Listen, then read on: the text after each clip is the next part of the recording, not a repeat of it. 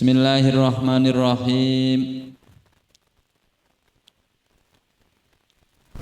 Wa hukiya annal khalifata Harun ar-Rasyid ba'atha ibnahu ilal asmu'i liyu'allimahul ilma wal adaba. Wa hukiya lan den ceritaake annal khalifata sak temene khalifah rupane Harun ar-Rasyida iku ba'atha ngutus sinten Khalifah Harun ar-Rasyid ibnahu ing anake Harun ar-Rasyid ilal asmu'i maring Imam al-Asmu'i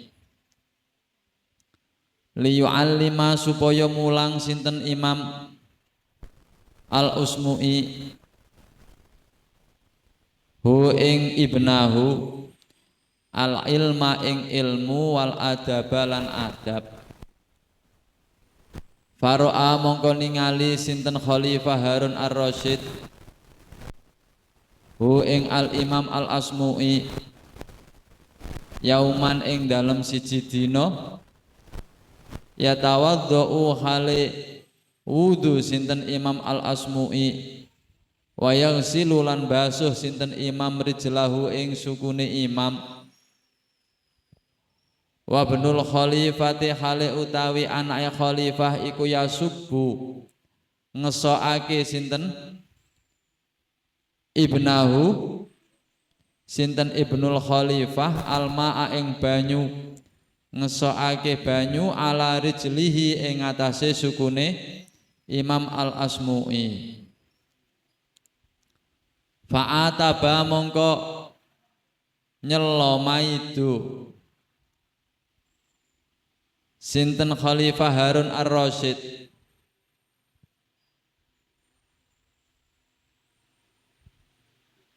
fa'ataba al-khalifatu sinten al-khalifatu khalifah Harun ar-Rasyid al-Asmu'i ing Imam al-Asmu'i fi dzalika ing dalem mengkono-mengkono yasubbul ma ala rijlihi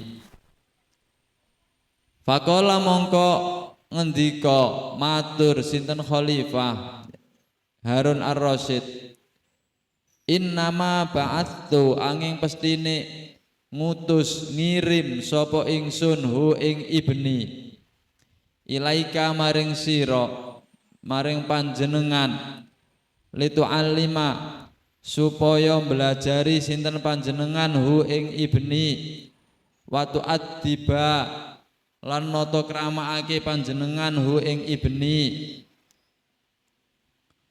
falimadza mongko krana apa lam takmur ora perintah sinten panjenengan hu ing ibni bi ayyasubba kelawan yen to ngesokake sapa ibni almaa ing banyu bi ikhdayataihi kelawan salah sijine tangan lorone ibni wayang silalan basuh sinten ibni bil ukhra kelawan tangan kang liya rijlaka ing suku panjenengan.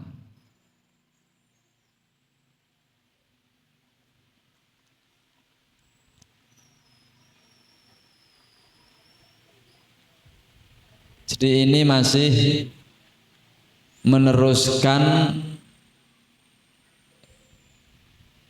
bagaimana orang-orang dahulu memposisikan seorang guru, baik guru yang mengajar diri kita maupun guru yang mengajar anak kita. Artinya ini perlu untuk kita pahami ya, ketika posisi kita ini sebagai orang tua yang kemudian anak-anak kita serahkan kepada ya seorang ustadz untuk dididik, maka sikap kita seperti apa, harapan kita seperti apa ya. Sehingga kita perlu ada acuan, ada tuntunan yang bisa kita jadikan sebagai standar biar kita ini tidak terlalu berlebihan ya, meskipun kadang-kadang kita didukung dengan aturan-aturan yang mendukung kita, namun kita juga perlu memahami bahwa dalam agama kita pun juga ada muatan-muatan nilai pembelajaran, sehingga kita nanti akan bisa mengukur, memposisikan diri kita apa yang harus kita lakukan. Salah satu cerita di sini ya, ada Khalifah Harun ar-Rasyid. Seorang khalifah ini kalau di kita posisinya mungkin ya seorang presiden ya, pejabat paling tinggi. Suatu saat, suatu ketika beliau ini ya, menyerahkan putranya kepada seorang ulama Al-Asmu'i, dikirim tujuannya untuk apa? Liyu'allimahul ilma wal adaba, agar diberi pengertian ilmu, diajari, dikasih pengetahuan, dan juga agar diajari tentang bagaimana bertata krama, bagaimana agar bisa membentuk karakter anaknya menjadi karakter yang punya akhlak yang mulia, sehingga perilakunya menjadi perilaku yang baik.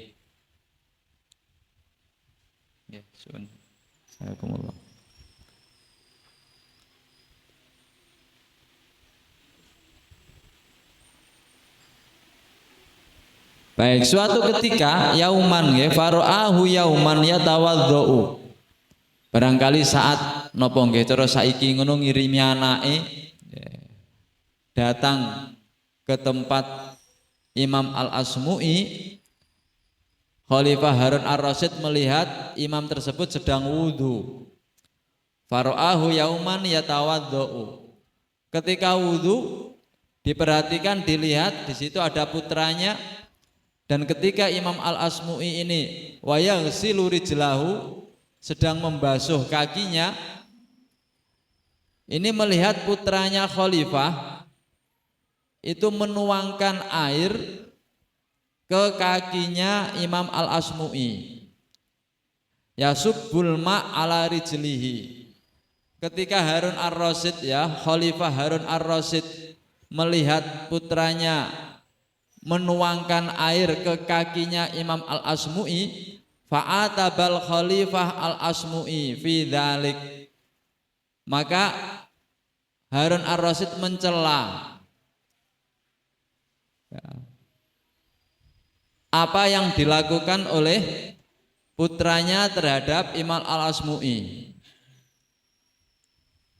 Ini sepintas kalau kita hanya berhenti sampai di sini, bahasanya Imam Harun ar-Rasyid mencela Imam Al-Asmu'i ini mungkin kita pahami kecewa, loh anakku takkan belajar kok dadaan disuruh untuk menuangkan air agar Imam Al-Asmu'i menjalankan wudhu untuk membasuh kakinya.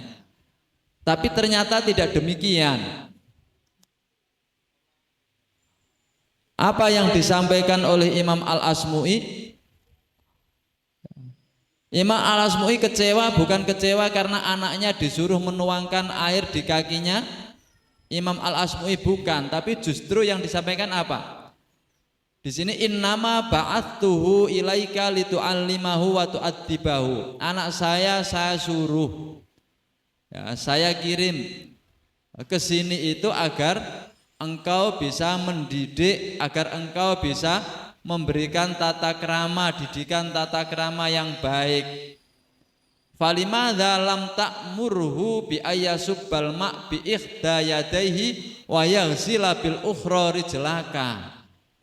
Justru kata Imam Harun ar-Rasyid tadi bukan kok jangan disuruh menuangkan, bukan, tapi bahasanya kenapa kamu tidak menyuruh tangan yang satu menuangkan, tangan yang satunya membasuh kakinya sekalian, kok terima menuangkan saja.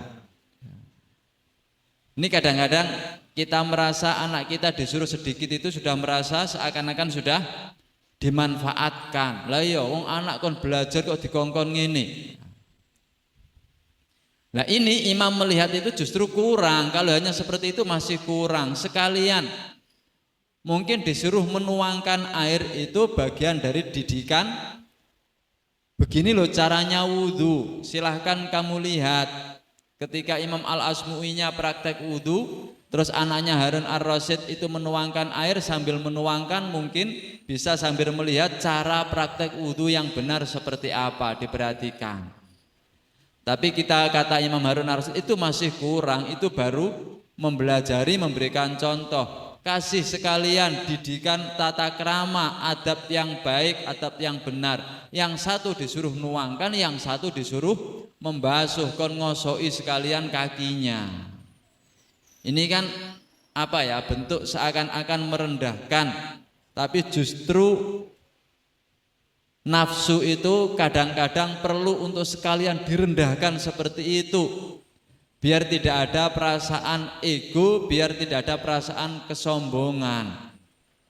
Lebih-lebih Harun Ar-Rasyid seorang khalifah, ketika putranya disuruh ngaji, itu kadang-kadang ada perasaan aku loh anake presiden, anake rojo. Sama lah kurang lebihnya di sekitar kita ini. Kalau mondok terus sudah punya perasaan Gus ya, itu engko sendale ngono kon notono koncone, itu repot. Makanya di sini sekalian direndahkan ya, disuruh ngosoi sikile, dikasih pekerjaan yang dalam strata masyarakat dianggap itu adalah pekerjaan yang rendah, sehingga dia tidak merasa bahwa dirinya sebagai anak raja, sebagai anak presiden, sehingga potensi kedudukan atau jabatan ini tidak dijadikan sebagai alasan untuk sombong dan menyombongkan dirinya. Ya, makanya di sini Harun Ar-Rasyid menyuruh Imam Al-Asmu'i, oh gak terima kon ngesokno banyune tok, yang satu disuruh menuangkan air, yang satu disuruh untuk membasuh kakinya, ya biar sekalian ya untuk melatih dirinya sebagai seorang yang tidak menyombongkan diri dengan jabatan yang dimiliki oleh orang tuanya.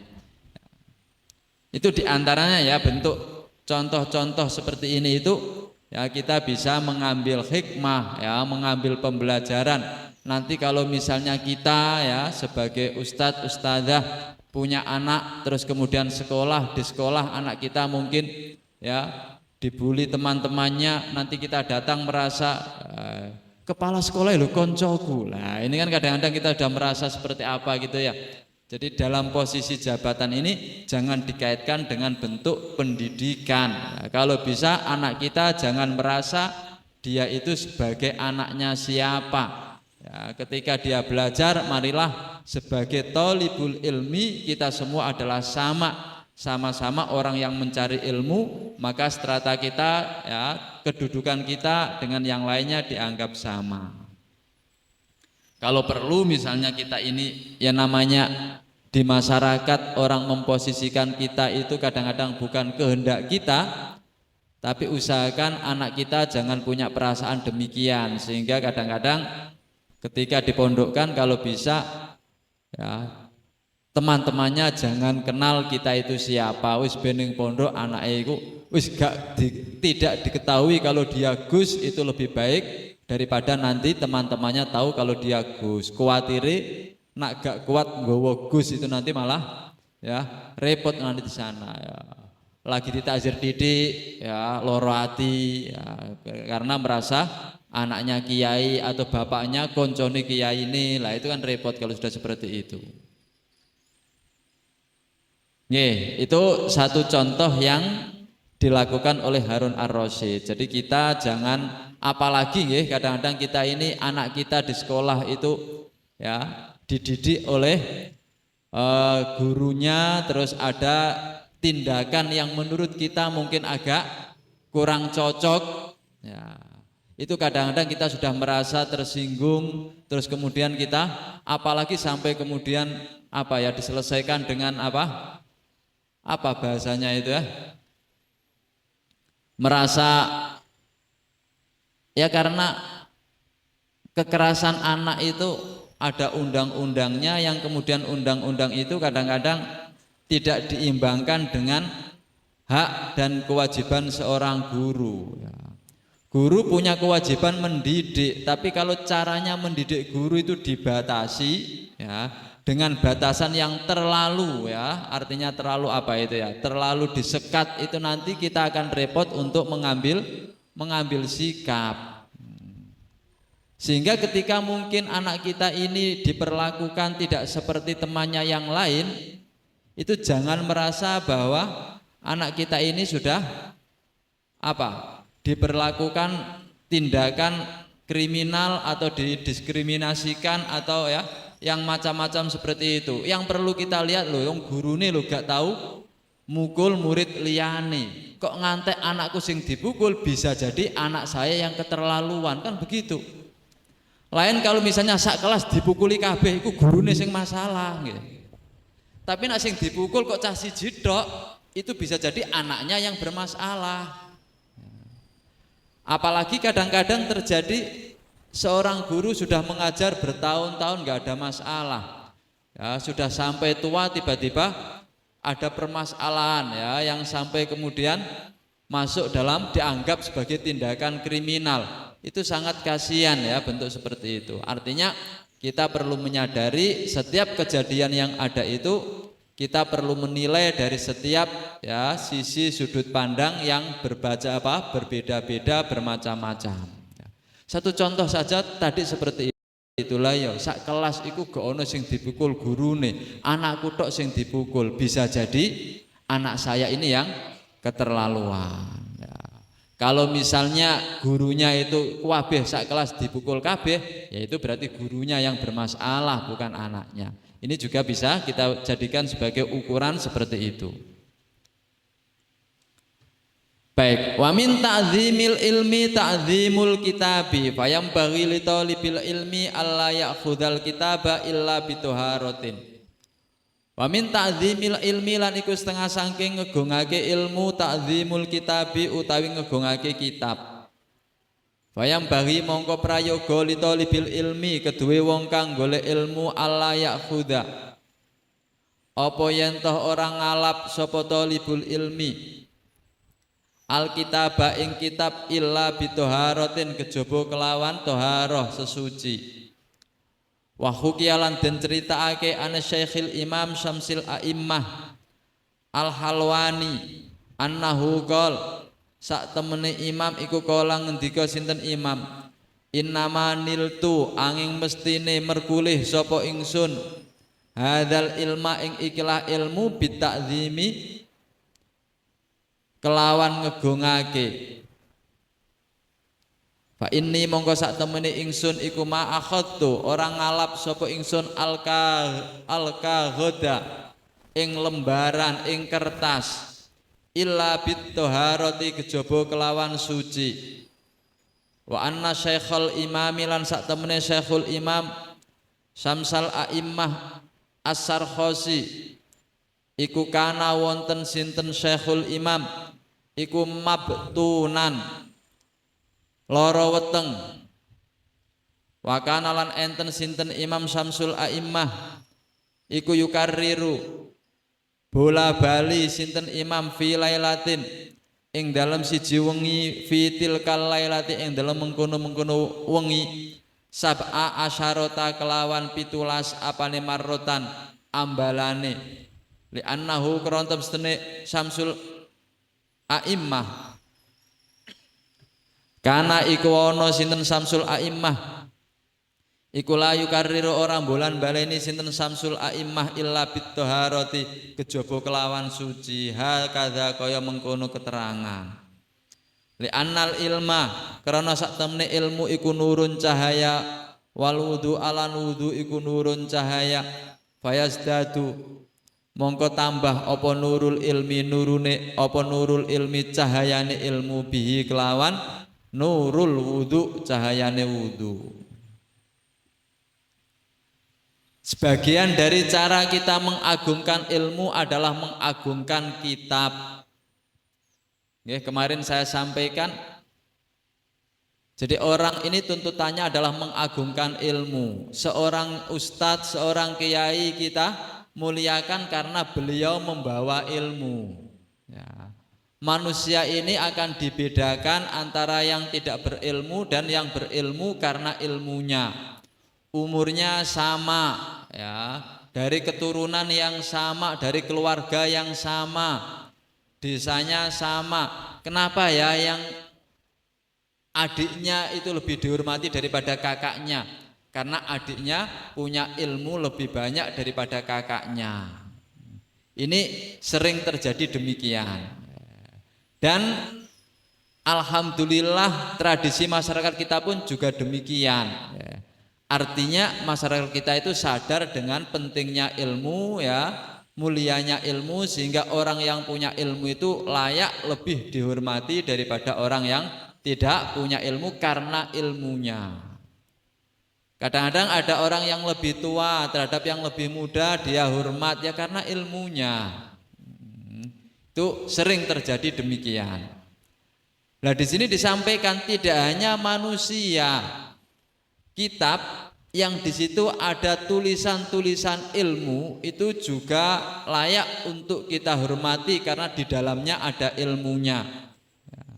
Sehingga dengan menghormati kitab yang di dalamnya ada ilmunya, itu semata-mata kita menghormati ilmu yang ada di dalam kitab tersebut.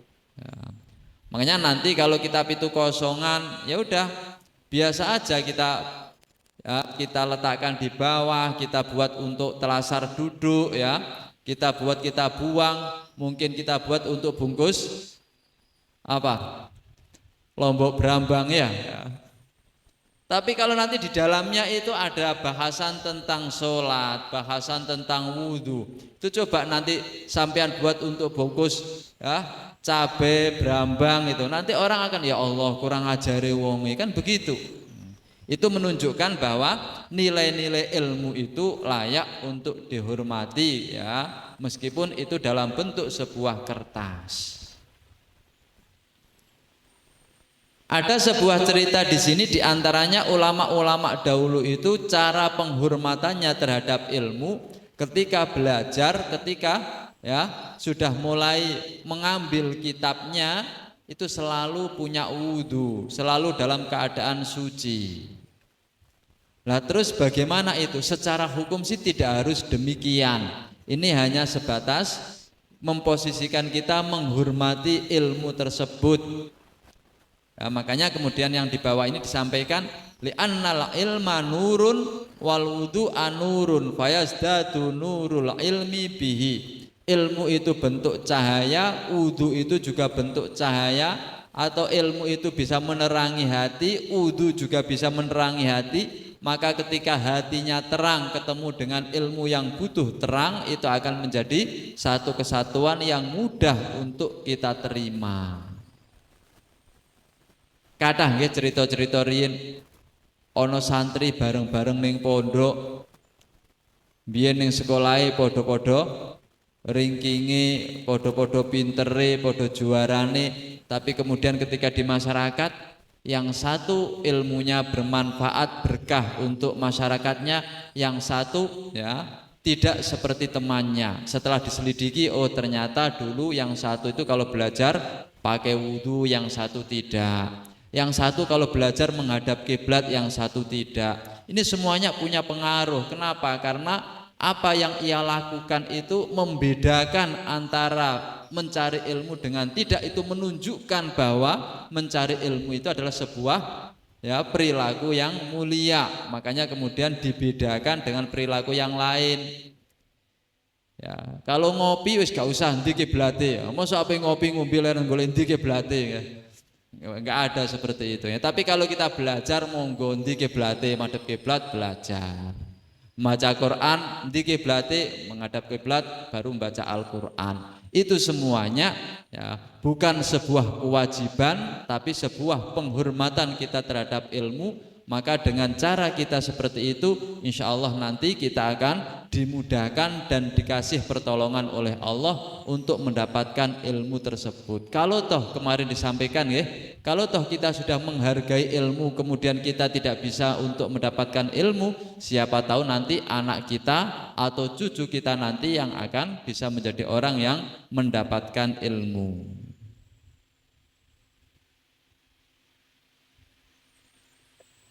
Nggih niki cerita-cerita di sini ini mereka orang-orang hebat, orang-orang besar. Sampai disampaikan kalau dia belajar itu selalu suci. Pernah suatu ketika perutnya sakit. Itu sampai mondar-mandir, ya, bolak-balik ke kamar mandi itu sab'a asyarota marrotan, 17 kali. Lagi moco ya batal wudune ke kamar mandi lagi, ya, duduk lagi baca batal lagi, balik lagi, sampai 17 kali diulang-ulang karena mempertahankan bagaimana caranya menghormati ilmu yang sedang dipelajari. Nanti kadang-kadang kita ngitungnya begini lah yo, pulang pergi ke kamar mandi sampai 17 kali, berapa waktu yang sudah kita luangkan untuk wudhu? Bisa jadi setengah jam atau bahkan bisa lebih kalau dihitung semuanya. Lah kalau setengah jam kita buat untuk mondar-mandir saja, kita baca setengah jam kan sudah lumayan dapat 1 juz misalnya, sehingga kita akan lebih banyak tanpa harus mondar-mandir daripada mondar-mandir. Hitung-hitungan materi, hitung-hitungan ya nilai mungkin kita bisa menghitung seperti itu. Namun ketika kita hitung bahwa ilmu itu datang dari Allah, maka kita akan bisa menyampaikan setengah jam ya, yang hitungan kita adalah hitungan kemampuan kita, dengan 10 menit atas pertolongan Allah itu bisa jadi akan bisa mendapatkan yang 10 menit itu lebih banyak hasilnya daripada yang setengah jam. Karena setengah jam tanpa pertolongan Allah, 10 menit mendapatkan pertolongan Allah. Karena apapun yang atas dasar pertolongan Allah pasti akan mendapatkan lebih baik. Makanya di sini kita jangan menghitung lah ya waktu untuk mondar-mandir, apalagi kalau misalnya terus kamar mandinya jauh, 17 kali kita pulang pergi itu waktunya habis untuk pulang pergi. Ya meskipun demikian satu pahala tetap ada, ya ibadahnya dianggap sama, atau bahkan justru akan lebih sengsara, lebih repot dengan mondar-mandir wudhu, pahalanya mungkin akan lebih besar. Penghormatan kita terhadap ilmu ini di sisi Allah akan lebih mulia, sehingga potensi ditolong oleh Allah akan lebih besar. Makanya meskipun waktunya banyak ya berkurang karena kita mondar-mandir, insya Allah ilmu yang kita hasilkan akan lebih baik karena mendapatkan pertolongan dari Allah ya, ketika kita berusaha untuk senantiasa menghormati ilmu tersebut dengan cara kita tetap bersesuci. Itu kadang-kadang seperti itu ya, kadang orang ngitungnya itu ya ini nanti mondar-mandir itu waktunya habis untuk pulang ke kamar mandi itu. Namun kita lupa bahwa ilmu itu datang dari Allah, kita membutuhkan pertolongan dari Allah. Baik, wa minat ta'zimi al-wajib, lan iku setengah saking ngegungake al-wajib kang wajib iku alla ya mudda yen to ora napa iki ndawakake to apa nyelonjorake nggih sapa talibul ilmi arrijla ing sikil ilal kitabi maring kitab waya doalan deleh sinten talibul ilmi kutubat tafsiri ing pira-pira kitab tafsir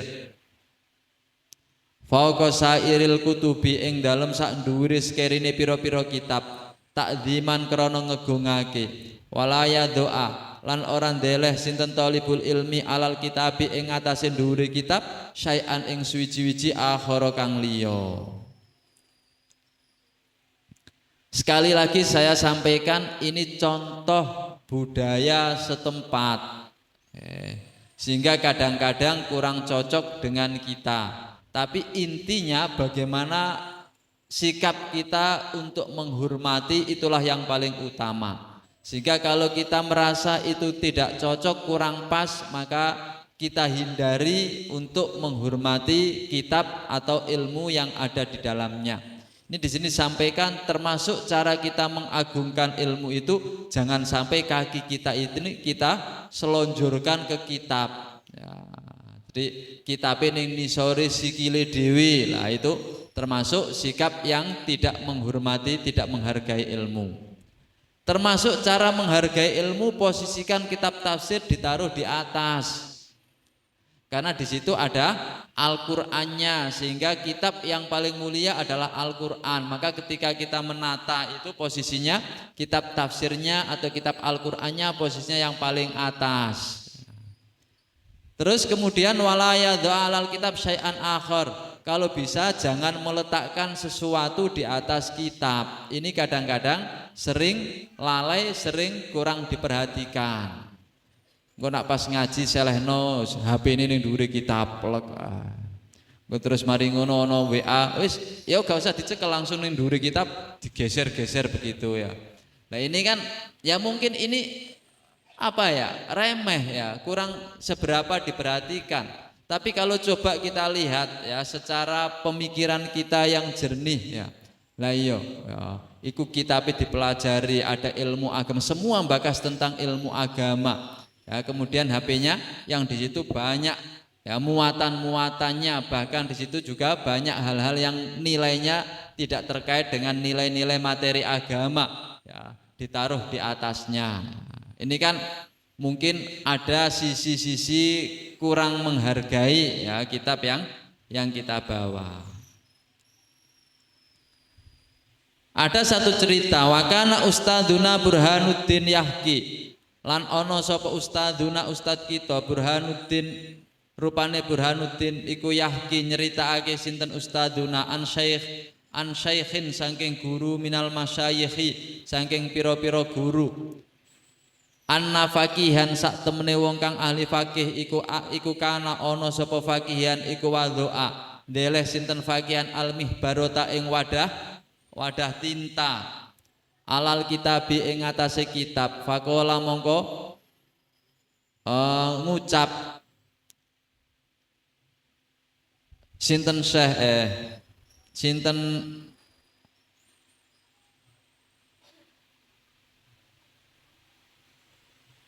sing ngomong ya.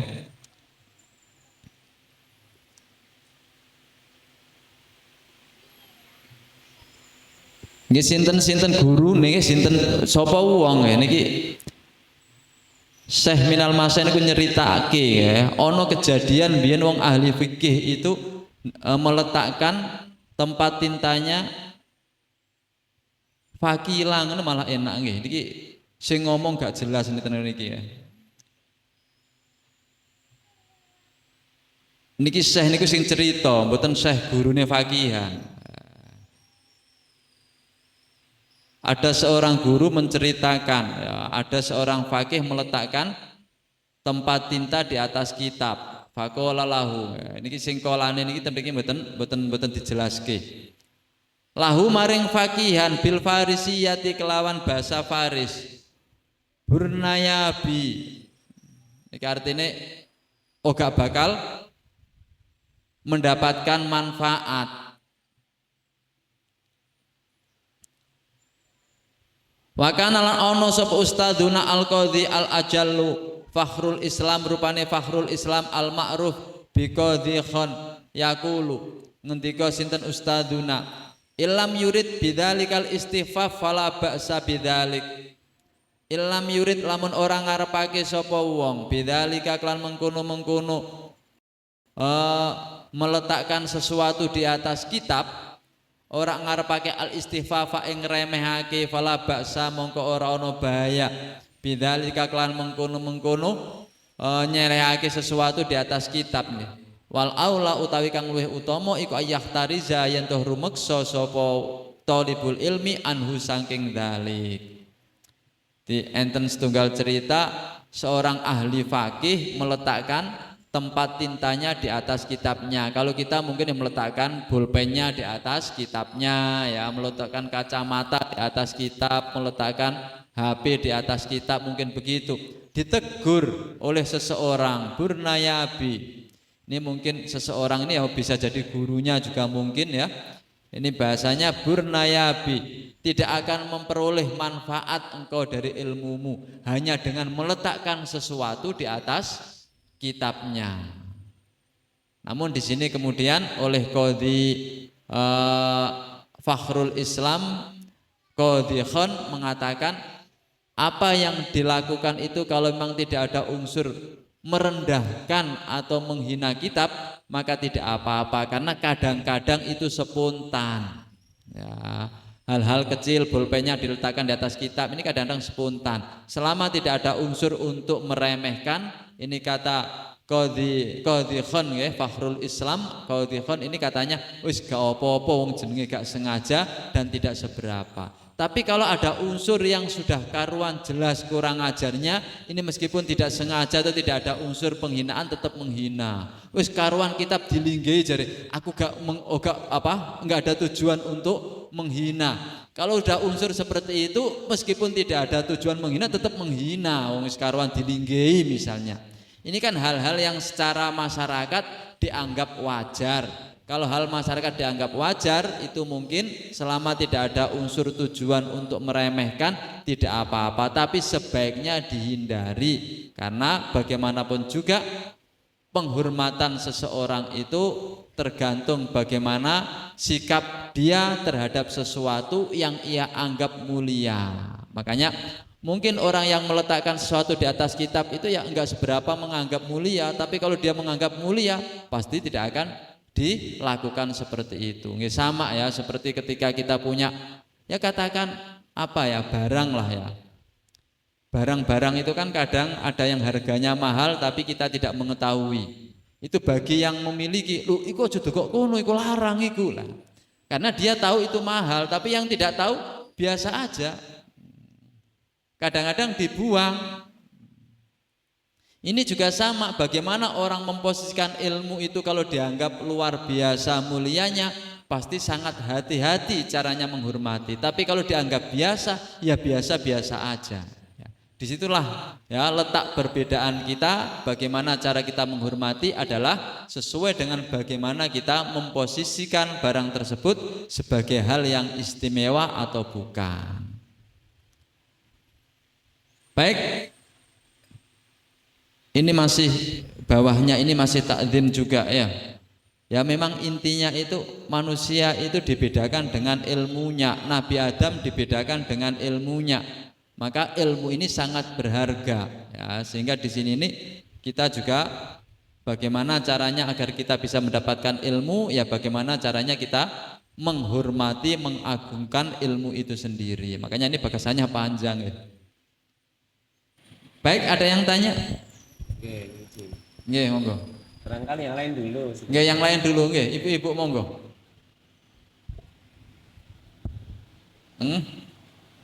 Mboten enten nggih. Kadang-kadang disiapke awit griya ngoten lho nggih, kadang nak langsung spontan iku mikire rada repot. Nggih, sambil nunggu ibu-ibu monggo. Assalamualaikum warahmatullahi wabarakatuh. Waalaikumsalam warahmatullahi wabarakatuh.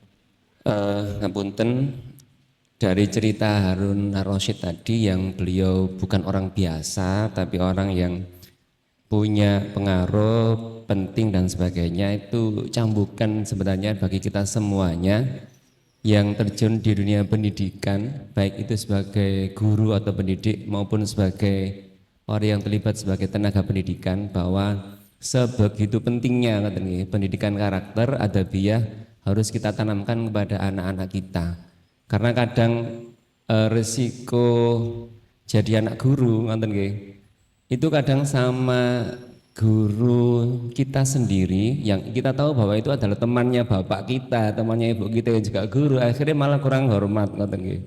Jadi ini benar-benar cambuk bagi kita bahwa kita sebagai orang yang terjun di dunia pendidikan ini harus benar-benar menekankan pendidikan karakter yang baik kepada anak-anak kita, kepada guru-gurunya, baik guru-gurunya itu teman orang tuanya atau bukan. Oke, yang mau saya tanyakan mungkin ada dua. Yang pertama, kalau tadi takdim kepada kitab kan juga termasuk takdim pada ilmu dengan berbagai cerita pendapat yang ada di kitab itu. Namun bagaimana kalau dalam bentuk soal ujian, soal latihan harian gitu kan, apakah juga setara dengan takdim kitab karena kitab? Karena kenyataannya kalau Kadang kita dapat belanja kemudian bungkus kertasnya itu memang bukan buku misalnya nggih, tapi LKS atau soal-soal ujian. Nah, itu gimana? Yang kedua, dari cerita Harun ar-Rasyid itu kita harus sejauh mana kita bisa menilai hikmah kepada guru, masihkah relevan diterapkan pada saat ini dan bagaimana batasannya agar tetap selaras dengan prinsip profesionalisme serta tidak disalahpahami sebagai eksploitasi. Ngoten nggih. Beda sama beliau Raja Harun ar-Rasyid yang memang kepingin banget anak itu berada, berakhlakul mulia, sehingga didikan seperti itu pun itu masih kurang, ngoten guys, masih kurang. Tapi kalau untuk orang tua zaman sekarang, ngoten, apakah pola pikirnya kayak tadi misalnya, kok anakku tok ya sing dijewer, padahal liyane gak, berarti sing salah anakku. Nah misalnya itu kan sulit menerapkan pemikiran itu kepada orang tua sekarang tidak. Yang penting anakku korban, misalnya ngoten. Nah makanya gimana bisa nanti menyeimbangkan bahwa ini adalah di zaman yang seperti ini itu tidak termasuk eksploitasi, juga tidak bertentangan dengan profesionalisme kita sebagai guru maupun sebagai wali murid. Matur nuwun. Baik, nggih. Jadi langsung mawon nggih. Yang pertama, ilmu itu dituangkan dalam bentuk buku, itu nanti bentuk tulisannya ada yang pakai tulisan Latin, ada yang pakai tulisan Arab, kan begitu. Sehingga nanti ketika ada soal dan lain sebagainya ya, itu nanti artinya kalau memang di dalam soal tersebut atau di dalam buku tersebut itu ada muatan-muatan ilmu yang kita pelajari, apapun huruf tulisannya itu juga layak untuk kita hormati sebagai ilmunya. Sebagai ilmunya. Lah yang umum kadang-kadang itu nanti kan kita melihatnya itu bukan tulisan Arab. Jadi seakan-akan yang dihormati itu tulisan Arabnya. Ya, di sini bakas bukan bakas tulisannya tapi bakas ilmunya. Dan nanti seandainya terus kemudian kita bedakan, ya, lain ini tulisan Latin, ini tulisan Arab. Kenapa kamu bedakan dengan tulisan yang Arab lebih dihormati? Karena Al-Quran menggunakan tulisan Arab. Ini artinya penghormatan kita terhadap tulisan Arab ini kita kaitkan dengan yang dipakai oleh Al-Quran. Ini artinya kita menghormati Al-Quran seakan-akan sampai buku yang tulisan Arab pun seakan-akan ikut dihormati karena terbawa Al-Quran. Hal seperti ini kita tidak bisa menyalahkan sepenuhnya. Kenapa? Sama ketika kita menghormati orang tua, ya, kita menghormati guru kita, ya, orang tua yang menjadi guru kita, kemudian kita melihat anaknya, kita hormati anaknya karena dia adalah anak guru saya. Misalnya demikian. Meskipun kamu tidak pernah mengambil ilmu dari anak tersebut, tapi pernah mengambil ilmu dari orang tuanya, jadi kita menghormati anaknya karena orang tuanya. Artinya ini bentuk ekspresi kita dalam bentuk penghormatan kita terhadap sesuatu itu, hal-hal yang serupa pun kemudian ikut terbawa. Jadi jangan terus kemudian disalahkan sepenuhnya. Ya udah nggak apa-apa. Kalau misalnya ada orang yang seperti itu karena memang dia melihatnya seakan-akan itu seperti Al-Qur'annya. Tapi seandainya tulisan Arab itu pun bakasnya tidak bakas ilmu, ya. Misalnya surat kabar yang menggunakan bahasa Arab itu ya, itu juga sama seperti surat kabar ya, Suara Merdeka misalnya seperti itu juga sama. Cuman nanti kadang-kadang yang tulisan surat kabar atau yang buku-buku tulisan Arab itu nanti di dalamnya kadang-kadang ada tulisan Allahnya ya, ada tulisan Muhammadnya. Itu rawan sekali dengan bentuk seperti itu, biasanya demikian ya. Itu yang perlu kita pelajari. Jadi apapun tulisannya, ya, apapun bentuknya, kalau memang di situ ada muatan ilmu, maka kita melihat nilai ilmunya. Ya.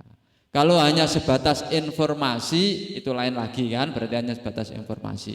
Jadi di sini yang dibahas nilai ilmunya. Ya. Sehingga kita melihat misalnya soal dan lain sebagainya, ya soal apa kan begitu kan, sehingga kita juga akan arahnya itu nilai yang dibahas di dalamnya. Yang kedua, ngoten nggih? Baik. Yang kedua,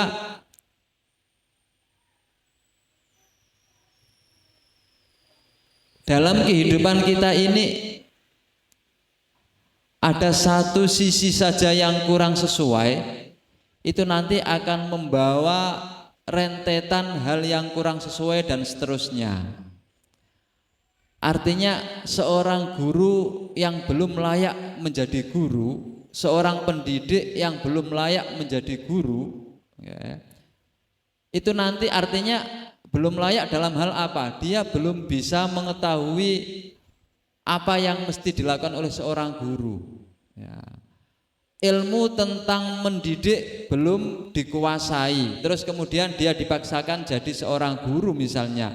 Ini nanti akan pengaruhnya juga akan banyak yang terjadi. Di antaranya ya, memang seorang guru itu kalau misalnya kita melihat di situ, boleh seorang guru itu memberikan takzir terhadap anak didiknya. Bahasanya boleh memukul terhadap anak didiknya. Tapi nanti bahasa boleh memukul itu batasannya seperti apa kan ada batasannya. Sehingga kadang-kadang kalau kita misalnya terus hanya mengatakan guru itu boleh memukul muridnya, hanya itu saja. Nanti kalau dipegang oleh guru yang secara profesionalitasnya juga kurang, nanti mukulnya semaunya. Yang kasihan anak didiknya. Padahal itu juga ada batasannya. Guru memukul anak didik itu boleh dengan batasan satu, pukulannya adalah pukulan unsur mendidik, bukan dasar emosi. Sehingga seorang guru harus bisa mengendalikan nilai emosinya. Maka kemudian kalau ada seorang guru yang karakter emosinya belum bisa dikendalikan, itu juga berbahaya kan. Ada anak didiknya yang sedikit saja salah, terus kemudian memukul. Ini pukulan emosi yang dominan. Kalau sudah pukulan emosi yang dominan, apa yang terjadi? Nanti akhirnya anak didiknya itu menjadi trauma. Lah ya aku salah ngene tok, kok akhirnya mukul sampai ya bengkak misalnya. Padahal anak didik itu kalau misalnya kita tegur atau dengan kita ancam atau dengan bahasa yang sifatnya ya mukul tapi gak seberapa, itu sudah merasa ada ketakutan tersendiri. Atau bahasanya kalau kita benar-benar disiplin ya, itu nanti dia akan berbuat salah melihat kita, itu kadang-kadang sudah sik ono bu guru seneni engko. Nah, itu karena setiap kita melihat salah akan kita tegur. Nah, ini artinya ilmu mendidik itu ada, karakter pendidik itu juga ada. Sehingga karakter pendidik dan ilmu mendidik itu kalau dikuasai oleh seorang pendidik, maka kita tidak akan khawatir adanya unsur-unsur apa tadi? Eksploitasi. Kayaknya tidak akan sampai di sana. Kalau toh seandainya nanti kemudian orangnya pendidiknya sudah profesional, anak kita sudah kita serahkan, terus kemudian kebijakan ya dari pendidik tersebut sudah mengambil kebijakan, apapun kebijakannya adalah legal menurut hukum syariat.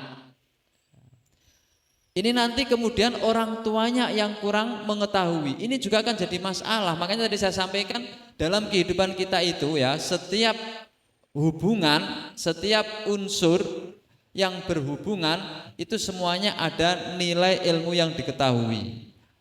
Ada seorang wali murid menyerahkan anaknya ke sebuah lembaga pendidikan. Wali muridnya tidak seberapa mengetahui tentang aturan-aturan pendidikan, hak dan kewajiban guru, hak dan kewajiban murid. Terus kemudian ada guru mengambil sikap. Itu kadang-kadang kemudian muring-muring, ya, merasa anaknya diperlakukan tidak adil misalnya.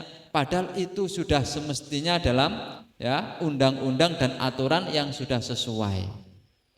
Ya misalnya satu contoh tadi ya, Harun Ar-Rasyid. Itu seandainya beliau ya, seandainya orang awam yang tidak dibekali dengan ilmu, akhirnya dia akan datang, lah yo, Anak saya suruh ke sini, saya antar ke sini untuk diajari, kok dadaan kon ngiwangi wudu tok wae kon ngiwangi. Itu langsung ke tempat yang itu kan bisa kan dicurno dhewe kan iso, kon ngecurno bojone ya iso misalnya ya. Kon ngecurno anake lho ya iso, lha apa anakku sing dikon ngecurno. Ya. Itu kan ketika dia tidak ya didasari dengan pengetahuan, akhirnya hal itu sekecil itu akan dijadikan sebuah permasalahan. Tapi bagi orang yang berilmu ya justru lain. Lho lha apa kon ngecurno tok, kon ngosoki pisan. Ya, ben karuan tidak hanya sekedar belajar bagaimana caranya wudu, tapi juga akan menekan karakter egonya, karakter kesombongannya. Nak wong wis sering-sering ngosoki sikile wong, ya, dia kan nggak akan sombong. Ya. Wong nak sering-sering kon ngepel, ya, dia nanti akan merasa dirinya itu kan tidak layak untuk dihormati. Ya. Maka ketika dia merasa tidak layak untuk dihormati kan tidak ingin dihormati lah. Tidak ingin dihormati itu artinya menghilangkan nilai-nilai kesombongan yang ada dalam karakternya. Makanya kadang-kadang kalau misalnya kita punya anak dipondokkan, ya pesen nak ning pondok iku nak ono wayahe nyapu wong, kon ono sampah numpuk ngono iku pikulen guaan. Nah itu kan diantaranya juga mendidik agar anak kita itu tidak merasa jijik, tidak merasa hina dengan pekerjaan apapun. Bahasanya nanti kita kasih dengan muatan. Wong iku nak ning pondok tempat baik, tempat mencari ilmu, terus kamu sering-sering membuang sampahnya, insya Allah Allah nanti akan membuang sifat-sifat kotor dalam diri kamu. Misalnya demikian. Ini motivasi bahasa yang bisa ya diarahkan kepada anak-anak kita. Sehingga artinya semua ini akan saling mendukung ketika semua didasari dengan saling mengetahui posisi masing-masing, saling mengetahui ilmu yang harus ya kita miliki untuk saling mendukung kita sebagai orang tua terhadap anak yang kita suruh ya kita antarkan ke sebuah lembaga pendidikan. Anak juga kita bekali, kita kasih pengetahuan sehingga ketika anak kita itu mendapatkan takziran dari gurunya, jangan dibela. Nanti merasa dia benar, lama-lama berani melawan gurunya. Iya nak, barangkali kamu yang salah. Wong Pak Guru lho, ya, sing dijewer awakmu tok liyane gak. Mungkin awakmu sing salah, sok nek aja dibaleni. Barangkali lebih baik begitu daripada kemudian kita tunjukkan, kita bela anak kita salahkan gurunya. Itu nanti akan menjadikan anak-anak kita merasa benar, guru kita merasa salah, lama-lama akan berani menentang gurunya. Ya. Nanti sebagai guru juga begitu, jangan merasa guru legal bisa punya hak untuk mendidik, punya hak untuk mentakzir. Ini juga ada batasannya, jangan berlebihan karena berlebihan itu juga tidak benar menurut hukum syariat. Barangkali begitu ya, mungkin ada yang kurang pas yang dikehendaki. Nggih. Cekap nggih. Monggo ibu-ibu.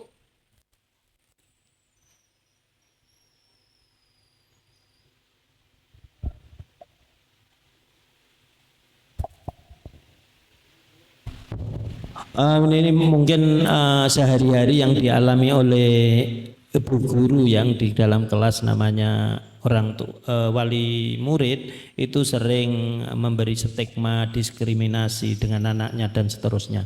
Berarti materi ini cocok untuk ibu-ibu yang banyak tanya karena yang mengalami setiap saat.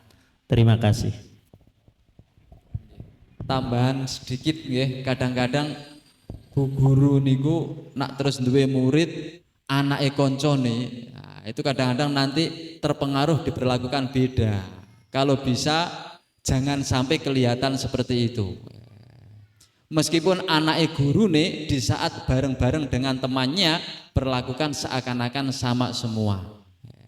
Nah nanti cara kita menghormati anake guru sebagai anak guru ya caranya bagaimana agar cara menghormati kita ini justru tidak menyesatkan anak tersebut. Ya. Makanya kadang-kadang ada seorang guru yang menyerahkan, Yo anakku perlakukan seperti yang lain. Ya, itu karena apa? Kalau kamu perlakukan beda itu nanti dia akan merasa dia merasa beda. Justru itu tidak mendidik. Makanya guru yang profesional itu juga guru yang bisa menempatkan kapan kita harus menghormati dia, kapan kita harus mendidik dia, kapan kita juga harus bisa memberikan tugas terhadap dia, menekan terhadap dia. Semua itu ada kaitannya dengan bagaimana caranya kita mendidik yang baik dan yang benar. Ngoten, cekap nggih. Bismillahirrahmanirrahim. Alhamdulillahirabbil alamin. Sallallahu ala sayyidina Muhammadin wa ala alihi washabihi ajmain. Allahumma anfa'na bima 'allamtana wa 'allimna ma yanfa'una wa zidna ilma. Allahumma hdina bihudak waj'alna mimman yus'aru fi ridhak wa la tuwallina waliyan siwak wa la taj'alna mimman khalafa amraka wa 'asak wa hasbunallahu wa ni'mal wakil. Wa la haula wa la quwwata illa billahil 'aliyyil 'azim. Rabbana hab lana min azwajina wa dzurriyyatina qurrata a'yun waj'alna lil muttaqina imama. Rabbana atina fid dunya hasanah wa fil akhirati hasanah wa qina adzabannar. Sallallahu alaihi wasallam Muhammadin rasulullah. Alhamdulillahirabbil alamin. Assalamualaikum warahmatullahi wabarakatuh.